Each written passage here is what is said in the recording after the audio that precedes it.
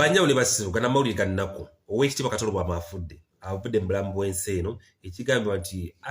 attack yemusse naye nga kitalo nnyo tambuza vidiyo eno ogambe munno n'abakyebase bazuukuse nti Oweekitiibwa Kato Lubwama afuuse omugenzi kaakati tulumiddwa nnyo nga Uganda nnumiddwa nnyo nga Kabaata olwa mukwano gw'abangi ennyo ayogera amazima ate yeetiitirira ayogera ekimuli ku mutima nga bw'abadde Oweekitiibwa Kato Lubwama atuvudde ku maaso mu kiro kino eky'olwaleero mutambuze vidiyo eno okwetooloola ensi yonna nze ndi mu nnaku ey'amaanyi